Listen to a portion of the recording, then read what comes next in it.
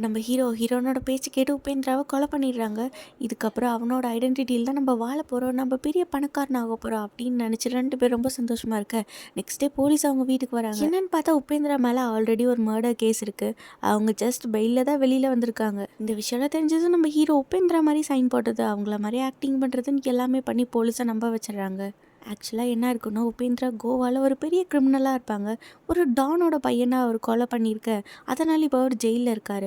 அந்த டான் உபேந்திராவை எப்படியாவது ரிவெஞ்ச் எடுக்கணும் அப்படின்னு சொல்லி வெயிட் பண்ணிட்டு இருக்க. இப்போ இந்த விஷயம்லாம் நம்ம ஹீரோன்னு தெரிஞ்சுக்க உபேந்திராவோட வீட்டுக்கு போனால் அவரோட கேர்ள் ஃப்ரெண்ட் வெயிட் பண்ணிட்டு இருக்காங்க. உபேந்திரா வேற ஒரு பிளான் போட்டிருப்பாங்க. நம்ம ஹீரோ அவங்கள மாதிரி இருக்கங்காட்டிக்கு ஹீரோவை கொண்டுட்டு ஹீரோ தான் உபேந்திரான்னு சொல்லி கேஸ் எல்லாம் அவர் மேலே திருப்பி விட்டுட்டா. அவர் இல்லீகலாக சேர்த்து வச்ச பணத்தை எடுத்துட்டு அவங்க கேர்ள் ஃப்ரெண்டோட வேற கண்ட்ரிக்கு தப்பிச்சு ஓடி போகலான்னு பிளான் பண்ணி வச்சிருப்பாங்க. அந்த பிளான் எல்லாம் உபேந்திராவோட கேர்ள் ஃப்ரெண்ட் வந்து ஹீரோ கிட்ட சொல்றாங்க. நம்ம காளியோட கையில அவங்களோட கேர்ள் ஃப்ரெண்ட் ஆந்தரோட பேர் இருக்கிறத அந்த பொண்ணு கண்டுபிடிச்சிடுறாங்க. இவன் உண்மையான உபேந்திரா இல்லைன்னு. ஹீரோ கிட்ட இருந்து தப்பிச்சு அந்த பொண்ணு ஓடி போக அந்த டான் கேங் வந்து அந்த பொண்ணை ஷூட் பண்ணிடுறாங்க.